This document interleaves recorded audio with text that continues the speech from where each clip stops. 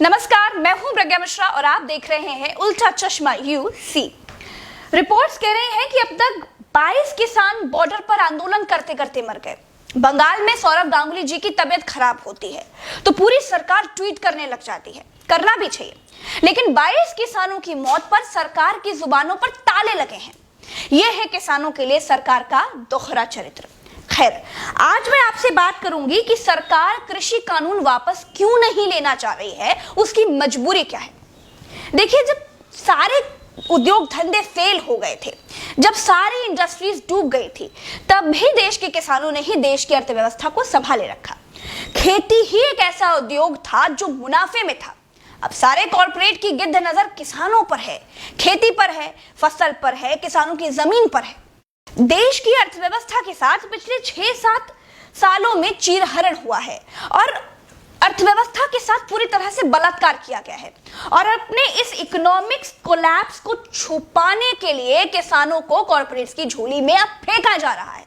भारतवर्ष गर्दन तक कर्ज से डूबा हुआ है। इस समय जब मैं आपसे बात कर रही हूं तो हमारे देश पर 162 लाख करोड़ का कर्ज है, जो दुनिया भर की अलग अलग बैंकों से लिया गया है।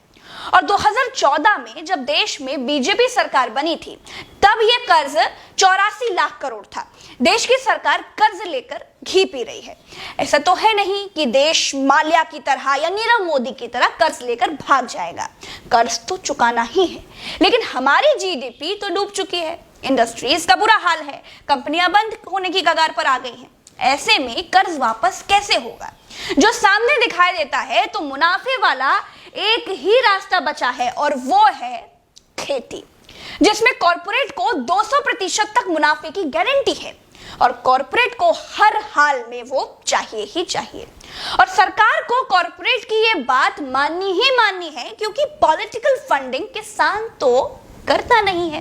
किसान सिर्फ वोट देता है, फंड तो कॉर्पोरेट से आता है।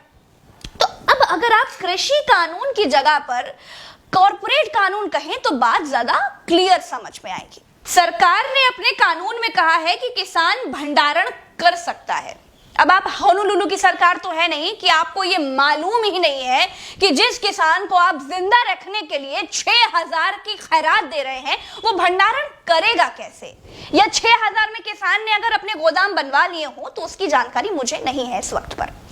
आपको अच्छी तरह से मालूम है कि देश का 95% किसान भंडारण नहीं कर सकता, तो फिर भंडारण करेगा कौन? 5 रुपए का भुट्टा 35 रुपए में बेचेगा कौन? फ्री की धनिया 50 रुपए में देगा कौन? वही आपका कॉर्पोरेट, जिसको हर हाल में इस देश को मुनाफे वाला किसान चाहिए ही चाहिए। देश में खेती से जुड़ी अर्थव्यवस्था को अगर अलग कर दिया जाए तो देश की जीडीपी 50% और गिर जाएगी। बेरोजगारी जो अभी 9% है, वो 35% पर पहुंच जाएगी। सरकार खेती को उन लोगों के हवाले कर देना चाहती है जो सब के सब फेल हो चुके हैं। अर्थव्यवस्था को मजबूत करने का इस वक्त पर सरकार के पास किसी तरह का कोई रोड मैप है ही नहीं। देश को जिंदा रखने के लिए सबसे बड़ी जरूरत है अन्न, और कॉर्पोरेट अब इस अन्न उद्योग पर कमांड करना चाहता है किसी भी हाल में। और जो बेवकूफ मुझसे ये कहते हैं कि एमएसपी यानी न्यूनतम समर्थन मूल्य खत्म होगा ही नहीं, वो ये बताएं कि सिलेंडर से सब्सिडी कैसे खत्म हो रही है। वो ये बताएं कि एयर इंडिया कैसे खत्म हो रहा है। जो ये कहते हैं कि मंडियां खत्म नहीं होगी, वो ये बताएं कि जियो के आगे बीएसएनएल कैसे खत्म हो रहा है। क्या आप भरोसा दिला सकते हैं कि किसान कॉर्पोरेट की हाथ का कठपुतली नहीं बन जाएगा? जो लोग पैसे से पैसा बनाते हैं, जिन लोगों को किसानों की मौतों से कोई मतलब ही नहीं है, जो लोग पैकिंग करके 5 का भुट्टा 35 में बेशर्मी से बेचते हैं, वो किसानों को पैरों की जूती नहीं बनाएंगी, इसकी क्या गारंटी है?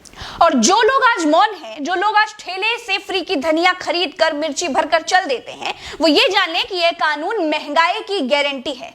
तो ठीक है, आप मौन रहिए और महंगाई का इंतजार कीजिए। आज के लिए बस इतना ही। जय हिंद, नमस्कार।